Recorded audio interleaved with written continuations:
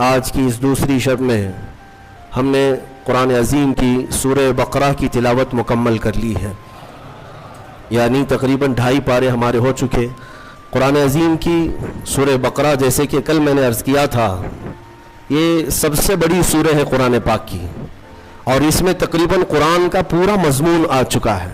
آج جہاں سے ہم نے شروعات کی ہے، اللہ تبارک و تعالی وہاں پر منافقین کی مذمت کرتے ہوئے ہیں، جو رسول کریم صلی اللہ علیہ وسلم سے بغض رکھتے ہیں، عداوت رکھتے ہیں دل کے اندر، وہاں سے شروع فرماتا ہے سَيَقُولُ السُّفَهَاءُ مِنَ النَّاسِ مَا وَلَّاهُمْ عَنْ قِبْلَتِهِمُ الَّتِي كَانُوا عَلَيْهَا، یعنی قبلے کے بدلنے والا مسئلہ یہاں سے شروع ہوا۔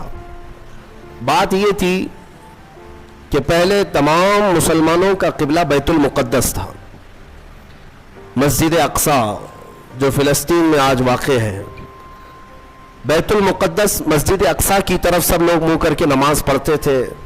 پچھلے انبیاء کرام کا بھی قبلہ رہا ہے، بہت سارے انبیاء کرام علیہ السلام کا قبلہ بیت المقدس ہی تھا۔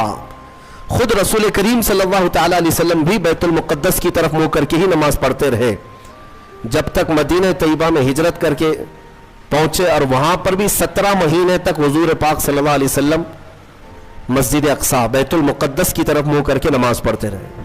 لیکن ایک وقت ایسا آیا میرے عزیزوں، رسول کریم صلی اللہ تعالی علیہ وسلم ظہر کی نماز پڑھا رہے تھے صحابہ کو۔ مدینے میں دونوں قبلوں کا جو رخ ہے بالکل اپوزٹ ہے، بیت المقدس اس طرف ہے، خانہ کعبہ اس طرف ہے، دونوں اپوزٹ سائیڈ میں ہیں، دو قبلے۔ حضور اکرم صلی اللہ تعالی علیہ وسلم ظہر کی نماز صحابہ کو پڑھا رہے تھے بیت المقدس کی طرف منہ کر کے، 2 رکعت ہو چکی تھی۔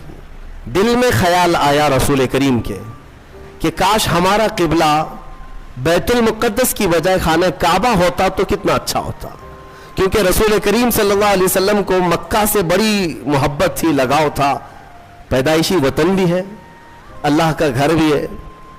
خانہ کعبہ کی طرف اگر ہمارا منہ ہوتا تو کتنا اچھا ہوتا، یہ کہاں حضور پاک کے دل میں خیال آیا، اور اس خیال کے آتے رسول کریم صلی اللہ علیہ وسلم اپنا چہرہ آسمان کی طرف اٹھا رہے تھے، کبھی آسمان کی طرف دیکھتے اور پھر نماز پڑھاتے۔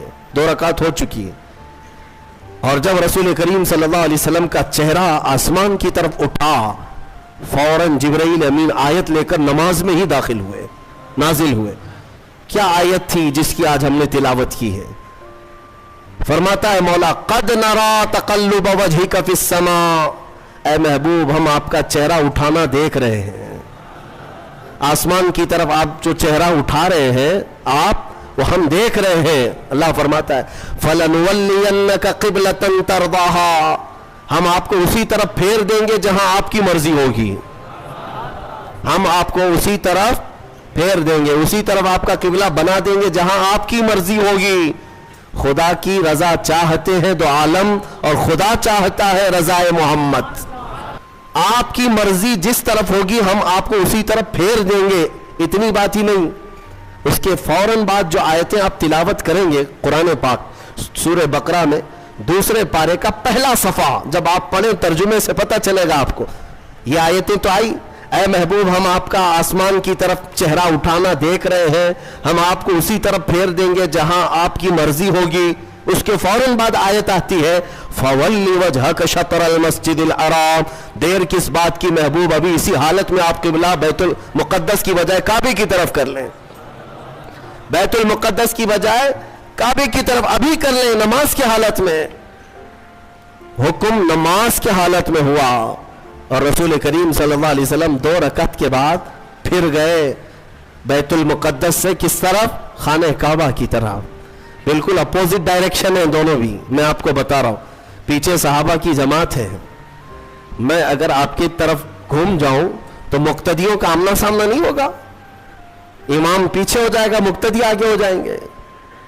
ایک روایت میں ہے رسول کریم صلی اللہ تعالی علیہ وسلم چل کر کے ان صفوں میں سے بیچ میں سے آگے گئے، اور صحابہ نے جب دیکھ لیا حضور کا چہرہ اس طرف تو پوچھا نہیں کیوں، سبوں نے اسی طرف کر لیا۔ دین اسی کا نام ہے جس طرف رسول کا چہرہ ہے، یہ پوچھنے کی ضرورت نہیں کہ آقا اب تک یہاں تھا اب یہاں کیوں، کسی صحابی نے پوچھا نہیں, سبوں نے اس طرف منہ کر لیا. نماز کے عالم میں پوچھ تو نہیں سکتے, لیکن جب رسول کا چہرہ دیکھا, میرے عزیزوں یہی تو اصل دین ہے. اقبال کہتا ہے بمصطفیٰ رساں خیش کے دی ہماؤس, اپنے آپ کو نبی کے قدموں تک پہنچا دے, دین یہی ہے. گرب اون رسیدی تمام بو لہبیس, اور اگر تم رسول تک نہیں پہنچ سکے تو پوری زندگی ابو لہب کی طرح ہے. ابو لہب ہے. حضور تک پہنچ جانا یہی دین ہے, اور صحابہ اس کو سمجھتے تھے. حضور کا چہرہ اس طرف ہوا تو سب صحابہ گھوم گئے. ایک روایت میں تو یہ ہے کہ رسول کریم صلی اللہ تعالی علیہ وسلم مڑ گئے تو صحابہ چل چل کر کے پیچھے آ کر کے صفیں لگانے لگے. اس طرف سے اس طرف سب آئے اور حضور کے پیچھے صفیں لگا کر باقی کی 2 رکعت نماز ادا کی. اس نماز میں چہرہ بھی بدلا, چلت پھرت بھی ہوئی, لیکن نماز کسی کی نہیں ٹوٹی, اس لیے کہ وہ سارے صحابہ رسول کی اطاعت میں تھے. ایک صحابی نماز پڑھ رہے تھے, حضور نے بلایا ان کو نام لے کر, وہ نماز پڑھتے رہے. میرے آقا نے پھر بلایا, وہ نماز پڑھ رہے تھے. پھر سلام پھیر کر دوڑے دوڑے آئے, یا رسول اللہ آپ نے بلایا. حضور نے فرمایا میں تو کافی دیر پہلے بلایا تھا, اب آ رہے ہو. کہا آقا نماز پڑھ رہا تھا. حضور نے فرمایا کیا تم نے قرآن کی آیت نہیں سنی؟ یا ایھا الذین آمنوا استجیبوا للہ وللرسول اذا دعاکم, اے ایمان والو اللہ اور اس کے رسول جب بلائیں تب حاضر ہو جاؤ, چاہے نماز میں ہی کیوں نہ ہو.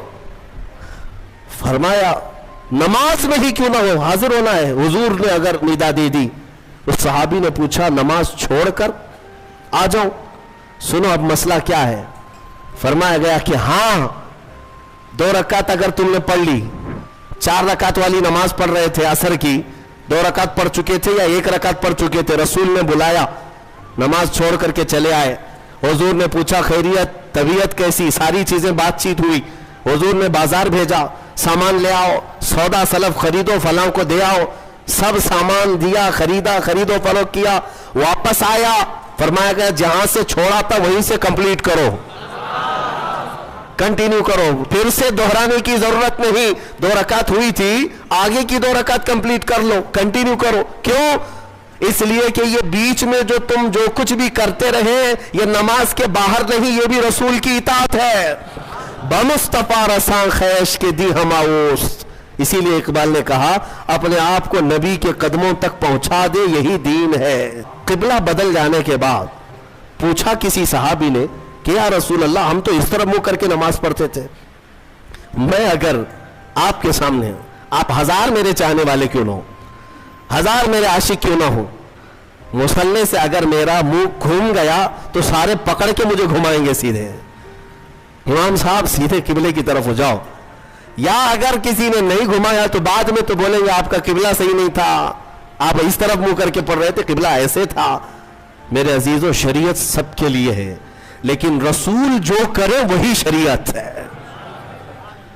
حضور پاک صلی اللہ علیہ وسلم اگر گھوم گئے پورے اپوزٹ ڈائریکشن میں, کسی صحابی نے پوچھا بھی نہیں, بلکہ خود بھی گھوم گئے حضور کی طرف, اور رسول کریم صلی اللہ تعالی علیہ وسلم کی اقتداء میں نماز کمپلیٹ کی. وہ ایک نماز ایسی ہے, 4 رکعت والی ایک نماز ایسی ہے, 2 رکعت بیت المقدس کی طرف منہ کر کے اور 2 رکعت خانہ کعبہ کی طرف منہ کر کے. باقی کسی کی ایسی نماز نہیں ہے. آج بھی وہ مسجد مدینہ طیبہ میں موجود ہے جس کو مسجد قبلتین کہتے ہیں, جہاں یہ قبلہ بدلا تھا. حضور پاک صلی اللہ تعالی علیہ وسلم کے چہرے پاک کا حال یہ ہے کہ اگر آسمان کی طرف اٹھ جائے تو قیامت تک کے لیے قبلہ بدل جائے. سوچو تو ذرا صحیح, اس چہرے پاک کا اثر یہ ہے کہ اگر اٹھ گیا آسمان کی طرف تو ہمیشہ کے لیے قبلہ بدل گیا. تو ایک بار وہ چہرہ اگر ہم سب کی طرف ہو جائے, میرے آقا آؤ کہ مدت ہوئی ہے, تیری راہ میں اکھیاں بچھاتے بچھاتے بڑے دن ہوئے ہیں, تیری حسرتوں میں تیری یادوں میں بڑے دن ہو گئے گھر کو سجاتے سجاتے. اے مومنوں تمنا یہ کرو حضور کی بارگاہ میں ہمیشہ کہ وہ چہرے جمال جہاں آرا ایک بار نظر آ گیا تمہیں تو تمہارا یہ ادھر ادھر کا قبلہ بدل جائے گا, پھر تمہارا قبلہ اسی محبوب 2 جہاں کی طرف ہوگا. ہمارے دلوں کے قبلے کو بدلنا بھی یہ میرے حبیب پاک صلی اللہ علیہ وسلم کا اثر ہے۔ صحابہ کا حال یہ تھا کہ انہوں نے کسی نے پوچھا نہیں 2 رکعت ادھر اور 2 رکعت ادھر کیوں، بلکہ صحابہ جانتے تھے کہ جو رسول کرے وہی دین ہے، وہی شریعت ہے۔ ایک صحابی سے پوچھا حضور پاک صلی اللہ تعالی علیہ وسلم ظہر کی نماز میں قرات کرتے تھے کہ نہیں کرتے تھے؟ آپ سب کو معلوم ہے نا 3 نمازیں جہری ہیں، 2 نمازیں سری ہیں، فجر مغرب عشاء، اس میں زور سے قرات کرتے ہیں امام، ہے نا؟ اور ظہر اور عصر میں زور سے نہیں کرتے، خاموش۔ لیکن کرتے ہیں کہ نہیں کرتے تم کو کیا معلوم؟ خاموش کھڑے رہتے نا امام، تو آپ کو پتا ہے پیچھے صفوں میں کھڑے رہتے امام صاحب پڑھتے بھی ہیں کہ نہیں پڑھتے، کسی کو نہیں پتا۔ اب حضور پاک صلی اللہ علیہ وسلم ظہر کی نماز میں آہستہ ہی صحیح کچھ پڑھتے تھے کہ نہیں پڑھتے تھے؟ ایک صحابی سے پوچھا گیا، اس صحابی نے کہا ہاں رسول اللہ تلاوت کرتے تھے۔ کہا سنائی دیتا تھا؟ کہا نہیں۔ کیسے پتا؟ وہ صحابی کہتے ہیں میں پیچھے صف میں کھڑا رہتا اور حضور کے چہرے کی طرف دیکھتا، آپ کی داڑھی مبارک ہلتی رہتی تھی، داڑھی مبارک ہلتی رہتی تھی۔ اس کا مطلب یہ ہے کہ میرے آقا نماز میں خاموش نہیں تلاوت کیا کرتے تھے۔ اے میرے عزیزوں، ان صحابہ سے پوچھو نماز میں تمہیں کعبے کی طرف دیکھنا چاہیے یا رسول کے چہرے کی طرف؟ ان صحابہ کی ترجمانی اگر کہیں سے ملتی ہے تو بریلی کے امام کی زبان میں، وہ کہتا ہے حاجیوں آؤ شہنشاہ کا روضہ دیکھو، کعبہ تو دیکھ چکے، کعبے کا کعبہ دیکھو، کعبے کا کعبہ دیکھو۔ صحابہ جو دیکھتے تھے وہ کیا تھا؟ کعبے کا کعبہ تھا، اور وہ ان کی نمازیں نہیں ٹوٹتی تھی۔ اب کے زمانے میں امام کے پیچھے ہیں آپ، لیکن امام کو دیکھتے مت رہو نماز میں کہ امام کی ٹانگ اٹھی ہے یا پیر اٹھا ہے، پائجامہ نیچے آیا ہے، کیا ہو رہا ہے اس کا نماز میں، یہ تمہیں حکم آج نہیں ہے۔ نماز میں اگر کھڑے ہو گئے تو قبلے کی طرف منہ رہے۔ صحابہ اکرام کا حال یہ تھا کہ وہ اپنے رسول کو دیکھا کرتے۔ آج مدینہ طیبہ میں اگر آپ جائیں گے، اللہ سب کو حاضری نصیب فرمائے۔ یہ حضور کا محراب اس طرف ہے سامنے، حضور پاک صلی اللہ تعالیٰ علیہ وسلم کا محراب سامنے ہے، اور جب محراب کی طرف منہ کر کے کوئی کھڑا رہے گا تو بائیں ہاتھ کی جانب حضور صلی اللہ تعالیٰ علیہ وسلم کا حجرہ، جو روضہ ہے آج بھی حضور کا، وہی حضور کا حجرہ تھا جس میں میرے آقا صلی اللہ علیہ وسلم حضرت عائشہ صدیقہ رضی اللہ تعالیٰ عنہا کے ساتھ قیام فرماتے۔ وہ حجرہ عائشہ صدیقہ ہے جس میں میرے آقا دفن ہے آج۔ کہاں ہے وہ؟ یہ سامنے محراب اور ادھر بالکل بائیں سائیڈ میں حجرہ ہے حضور کا، دروازہ بھی اس کا وہی تھا۔ جب اقامت یہاں بولتا مؤذن، حضور حجرے سے نکلتے تھے، اور جب حضور حجرے سے نکلتے صحابہ کھڑے ہو جاتے تھے اور صفیں لگ جاتی تھی۔ اندازہ کرو قبلہ ادھر ہے اور حضور کا حجرہ ادھر ہے بائیں جانب۔ حضور اکرم صلی اللہ تعالیٰ علیہ وسلم کی وفات سے چند دنوں پہلے کی بات ہے، یہ آخری ایام ہے ظاہری زندگی کے، جب رسول کریم صلی اللہ تعالیٰ علیہ وسلم علالت میں تھے، تکلیف بہت زیادہ تھی، بخار کی شدت تھی، 1 مہینے تک بخار کی شدت رہی سفر کے مہینے میں۔ ان دنوں میں بعض مرتبہ ایسا ہوا حضور اکرم صلی اللہ تعالیٰ علیہ وسلم اپنے حجرے سے نکلتے تو 2 صحابہ کے کندھوں پر ہاتھ رکھ کر کے آتے تھے، تکلیف کی شدت تھی لیکن پھر بھی مسجد میں آ جاتے تھے۔ لیکن آپ کی وفات سے چند دن پہلے ایسے حالات پیش آئے کہ حضور اپنے حجرے سے باہر نہیں آتے تھے۔ صحابہ کی نمازیں کون پڑھاتا تھا؟ حضرت ابو بکر صدیق پڑھاتے تھے، مصلی پر آپ بڑھتے، نمازیں آپ پڑھاتے۔ 17 نمازیں حضرت ابو بکر صدیق نے پڑھائی۔ ایک روایت میں پڑھتا ہوں تو آنکھیں بھیگ جاتی ہیں۔ مغرب کی اذان ہو چکی، صفیں لگ چکی، مؤذن اقامت بول چکا، حضرت ابو بکر صدیق مصلی پر جا چکے، تکبیر باندھ لیے، اچانک حضور کا حجرہ کھل گیا۔ کئی دن سے میرے آقا آئے نہیں تھے، جیسے حجرہ کھلا سارے صحابہ مڑ کر کے میرے آقا کی طرف دیکھنے لگ گئے، قبلے کی طرف نہیں، حجرے کی طرف سب مڑ گئے۔ اور جب رسول کریم صلی اللہ تعالیٰ علیہ وسلم کے چہرے پاک کی چمک دیکھا، سارے صحابہ کے دلوں میں ایسی رقت طاری ہو گئی، ان کی آوازیں بلند ہو گئی، بعض نے ہاتھ پر آواز مار مار کر کے کہا ابو بکر پیچھے آ جاؤ، آفتاب رسالت آ چکے ہیں، رسول کریم صلی اللہ تعالی علیہ وسلم آ چکے۔ میں یہ نماز کی حالت کی بات کر رہا ہوں، نماز کی حالت۔ صحابہ جانتے تھے کہ رسول کی رضا ہی یہ اللہ تک پہنچنے کا ذریعہ ہے، اگر رسول کو راضی کر لیا تو ساری عبادتیں ہیں، اور اگر وہ راضی نہ تو ساری عبادتیں فضول ہیں۔ صحابہ کرام رضوان اللہ تعالی علیہ مجمعین نے جب آواز لگائی تو وہ ابو بکر صدیق مصلی پر جو ہے، میرے عزیزوں مصلی پر جا چکا امام، تکبیر باندھا ہوا امام، جب آواز آئی پیچھے سے تو وہ خود بھی بائیں جانب مڑ کر دیکھتے ہوئے پیچھے کی طرف آنے لگ گئے، نماز توڑ کر کے نہیں، رکعت باندھ کر کے پیچھے کی طرف آنے لگ گئے۔ رسول کریم صلی اللہ تعالی علیہ وسلم جب تشریف لائے تو مصلی پر میرے آقا صلی اللہ تعالی علیہ وسلم کو بٹھایا گیا۔ یہ کیسی نمازیں تھیں، کیسی نماز! ہم اور آپ اگر حرکت بھی کریں تو نماز ٹوٹ جائے، نماز باطل ہو جائے، فاسد ہو جائے، لیکن رسول کے لیے اگر چہرہ پھر بھی گیا تو نماز باطل نہیں، بلکہ میں کہتا ہوں وہی تو عین نماز ہے۔ ظالمو تم کہتے ہو رسول کا خیال آنا، معاذ اللہ رب العالمین برے کلمات کہتے ہو، گدھے کے خیال سے بدتر ہے۔ ان صحابہ سے پوچھو، وہ اللہ رب العزت کی عبادت کرتے تھے لیکن رسول کے چہرے کو بھی دیکھا کرتے تھے۔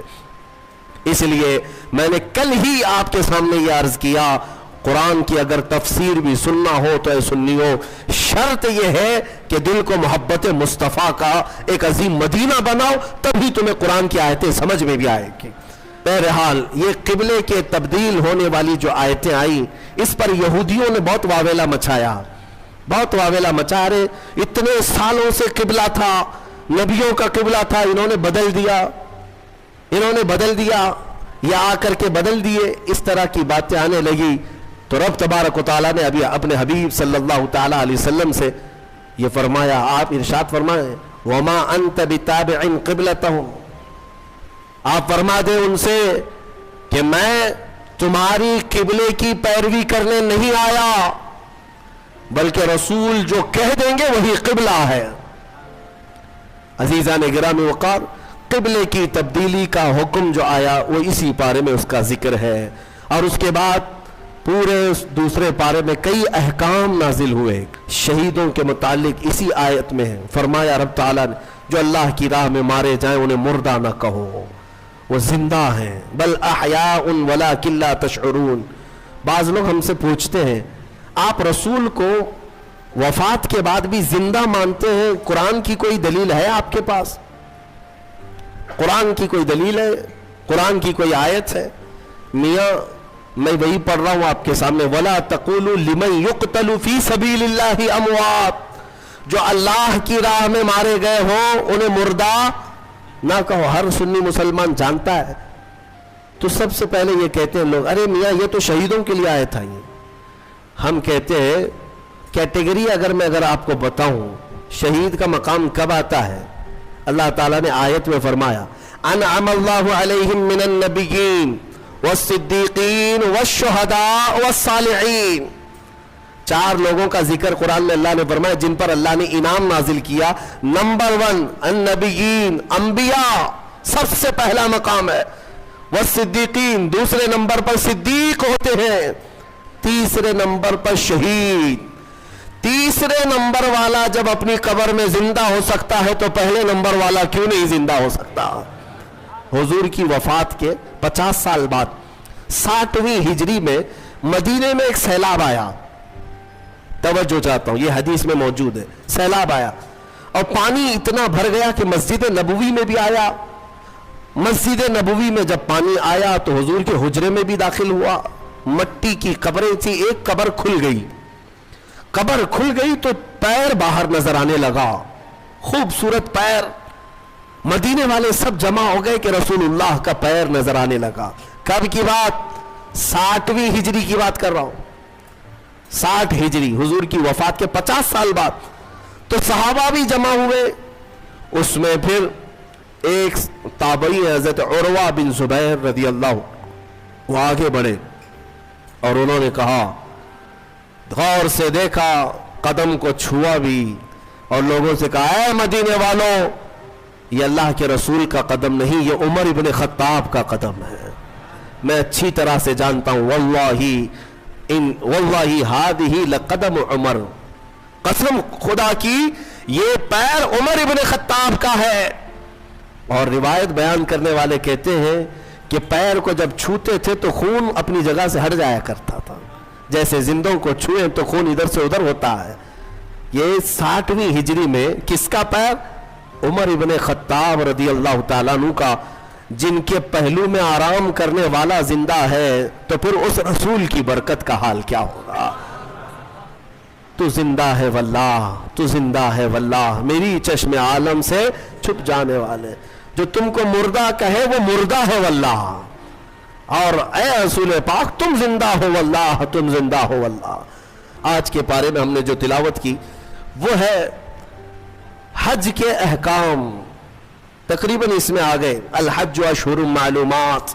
اب رمضان کے بعد جو مہینہ شروع ہوگا وہ حج کا مہینہ ہے، شوال، ذی القعدہ، ذی الحج، شوال کا پورا مہینہ، ذی القعدہ کا پورا مہینہ، اور ذی الحجہ کے 10 دن قرآن کہتا ہے یہ حج کے مہینے ہیں۔ فمن فرض فیہن الحج، جس پر حج فرض ہو گیا پھر وہ کوئی گناہ نہ کرے، فلا رفث ولا فسوق ولا جدال فی الحج، زنا، خواہشات نفسانیہ، یا پھر جھگڑا، یا پھر کوئی ایسا فسق والا عمل نہ کرے، حج جس پر فرض ہو گیا۔ اب حج کس پر فرض ہوا؟ ہمارے ہاں تو یہی حال ہے کہ بیٹی کی بھی شادی ہو چکی ہو، بیٹے کی بھی ہو چکی ہو، سب کے عقیقے بھی ہو چکے ہوں، ان کے تمام کام سب ہو چکے ہوں، بال سفید ہو گئے ہوں، کمر ٹیڑھی ہو گئی، تب حج فرض ہو رہا ہے۔ میاں حج کیا فرض ہو رہا ہے؟ اس وقت تو قبر فرض ہونے والی ہے۔ ابھی حج جو ہے عمر کے اعتبار سے فرض نہیں ہے۔ صاحب استطاعت کسے کہتے ہیں؟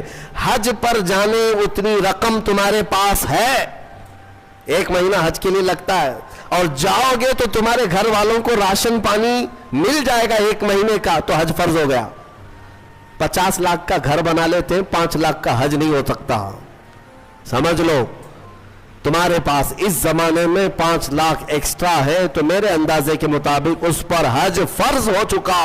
اور میرے آقا صلی اللہ علیہ وسلم نے فرمایا جس پر حج فرض ہوا اور وہ حج کے لیے نہیں گیا، میرے آقا فرماتے ہیں مجھے اس کی پرواہ نہیں کہ وہ یہودی ہو کے مرے یا عیسائی ہو کے مرے۔ حج کی فرضیت کو ہلکے میں لیتے لوگ۔ اللہ نے اگر طاقت دی ہے، استطاعت دی ہے اور مال دیا ہے تو حج کر لیا کرے۔ یہ حج کے احکام بھی اس پارے میں آج ہم نے تلاوت کی ہے۔ اور خصوصیت کے ساتھ آخری بات میں عرض کروں، تیسرے پارے کی شروعات تھی، ہم نے جو آیتیں تلاوت کی وہ آیت الکرسی ہے۔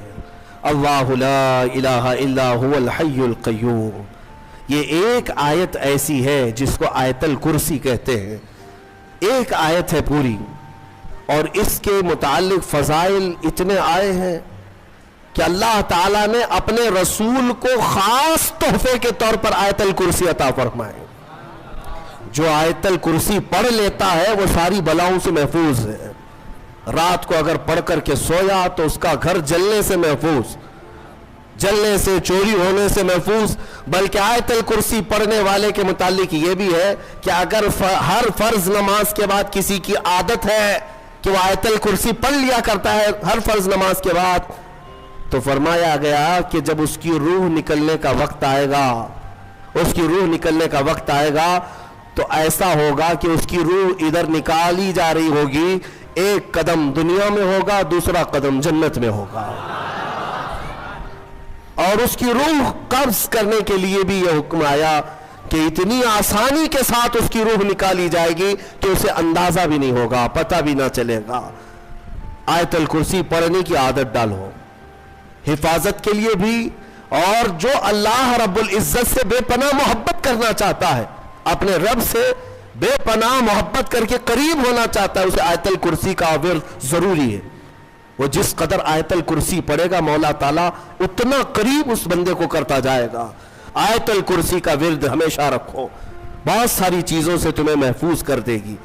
آخری بات، اس میں تیسرے پارے کی ایک بہت ہی اہم چیز بیان ہوئی ہے، وہ کیا ہے؟ ابراہیم علیہ الصلوۃ والتسلیم نے ایک بار اللہ رب العزت کی بارگاہ میں سوال کیا، اے مولا مجھے دکھا تو مردوں کو زندہ کیسے کرتا ہے۔ اللہ نے پوچھا کہ اے ابراہیم کیا تجھے یقین نہیں ہے؟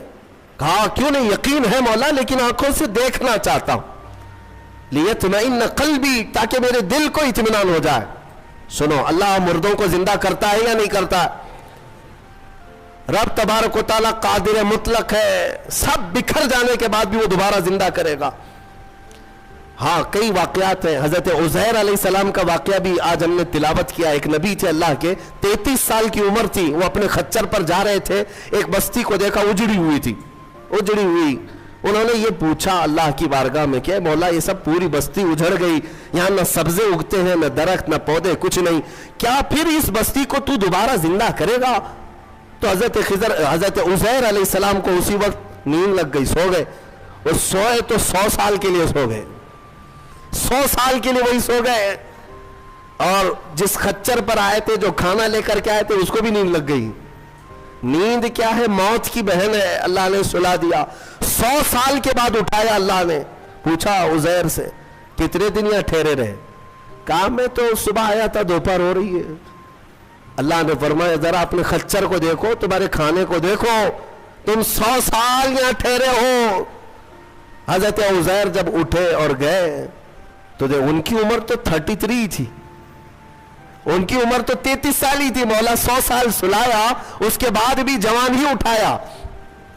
جب اپنی آبادی میں آئے تو ان کے زمانے کے بچے بھی بوڑھے ہو چکے تھے، خود ان کی اولاد جو ان کے بیٹے تھے وہ ان سے بھی بڑے ہو چکے تھے، 118 سال، 115 سال، 110 سال کے ان کی عمریں ہیں، اور حضرت عزیر کی عمر تو 33 سال ہے۔